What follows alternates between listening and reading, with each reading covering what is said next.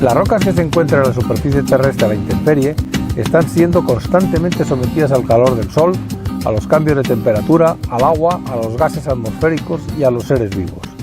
Todo ello hace que se rompan, se disgreguen y se alteren, es decir, que se meteoricen. Los procesos de meteorización se realizan de dos maneras diferentes y en muchos casos simultáneamente.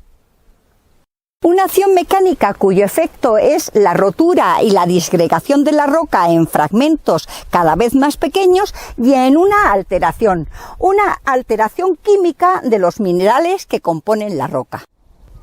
Las rocas meteorizadas permanecen in situ y solamente se produce erosión cuando sus fragmentos caen por gravedad o son arrastrados por algún agente geológico externo. Toda esta superficie es un granito meteorizado y las aguas torrenciales la han erosionado y han formado estas cárcavas. En muchas rocas volcánicas, como en estas andesitas, vemos que presentan una disyunción en capas de cebolla. Esta disyunción se produjo cuando la lava emitida por el volcán se enfrió en un ambiente húmedo y se contrajo, y se fueron separando placas concéntricas, como capas de cebolla. La meteorización y la erosión destacan este fenómeno, ya que al estar rotos los bolos de andesita se observan muy bien estas capas. Esta disyunción en capas de cebolla es muy evidente en este punto. Durante la meteorización física o mecánica se rompe la roca, y con ello aumenta la superficie efectiva de contacto con la atmósfera, pero no se produce ningún cambio en su composición química. La meteorización física puede deberse a diferentes causas. Una de las principales causas de la meteorización física son los cambios de temperatura, que producen termoclastia y crioclastia. En aquellas zonas donde hay mucha diferencia de temperatura entre el día y la noche, durante el día se calientan las rocas y por la noche se enfrían. La sucesión de ciclos de calentamiento y dilatación y enfriamiento y contracción hace que las rocas se terminen rompiendo. También es frecuente que se descamen las capas más superficiales, como ha ocurrido en estos gneisses. La termoclastia es importante en los climas continentales, donde las oscilaciones térmicas entre el día y la noche son muy acusadas, y especialmente en los desiertos, como apreciamos en estos bloques rotos del desierto de Wadi Rum. En las zonas montañosas el agua penetra en las grietas de las rocas y cuando desciende la temperatura se congela, aumenta de volumen y actúa como una cuña que amplía la grieta. Como este proceso se repite muchas veces, terminan rompiéndose las rocas. El proceso de gelifración es muy intenso en esta zona y vemos cómo estas cuarcitas están llenas de grietas, están muy rotas, muy fracturadas y cómo se están desprendiendo fragmentos de esta roca que caen por gravedad. Van deslizándose por la ladera y forman estos canchales. La gelifración es importante en las regiones glaciares y periglaciares, como se ve en estos basaltos que están muy rotos, muy fracturados, ya que están sufriendo una gelifración muy intensa. Las rocas también pueden meteorizarse cuando son afectadas por agua que contiene sales en disolución, como sulfatos o cloruros. Este tipo de meteorización física denominada haloclastia se produce principalmente en climas áridos, en zonas litorales o en las cercanías de salinas, como ocurre aquí. Estas oquedades, estos alveolos que vemos en este estrato de arenisca, se originan cuando el agua con cloruro sódico, con sal en disolución, humedece la roca y penetra por grietas y poros. Y cuando se evapora el agua, cristaliza la sal, produciendo un efecto expansivo. Como se repiten de forma sucesiva los ciclos de humidificación y evaporación, con la consiguiente cristalización de sal en los poros y fisuras, se van separando poco a poco las capas de roca, se van descamando, se van desprendiendo las capas más superficiales. Otro tipo de meteorización física es el ajamiento por descompresión. Se producen rocas que se encuentran a mucha profundidad y por lo tanto sometidas a mucha presión confinante, como estas rocas plutónicas, estos granitos. Cuando se erosionan las rocas que las cubren, se produce una descompresión y se expanden y se rompen según un sistema de diaclasas curvas y paralelas a la superficie. El lajamiento por descompresión está muy bien representado en esta antigua cantera, ya que está muy bien definido el sistema de diaclasas curvas que han roto este granito. La meteorización química se produce cuando los gases atmosféricos, el agua y algunos organismos alteran los minerales que componen las rocas. La acción más inmediata es la oxidación, que es muy evidente en los minerales que contienen hierro. Estas manchas oscuras que aparecen en toda esta masa de cuarzo hidrotermal son óxidos de hierro que proceden de la oxidación de piritas. En este afloramiento encontramos un bolo de granito in situ, que está rodeado de len granítico. El len granítico procede de la alteración del granito. Y está constituido por fragmentos y por los granos de los minerales que componen estas rocas, como este feldespato o este cuarzo. Este bolo de granito está ya muy meteorizado, está muy descompuesto, se deshace muy fácilmente.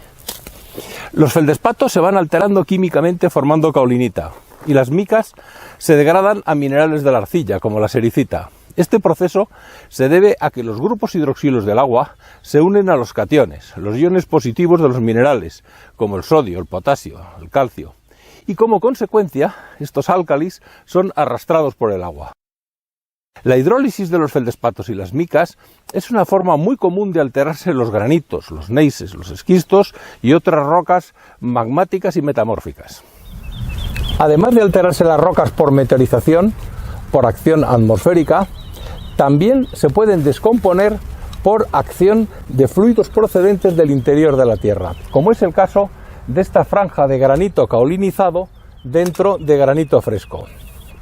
Podríamos pensar que se trata de aguas meteóricas que se infiltran por esta grieta.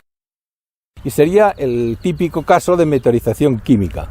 Sin embargo, no es así, ya que sabemos que estas aureolas marrones de óxido de hierro y estas aureolas verdes de óxidos de cobre proceden de la oxidación de piritas y calcopiritas, sulfuros que se formaron a partir de fluidos hidrotermales que ascendieron de abajo arriba a lo largo de esta misma grieta.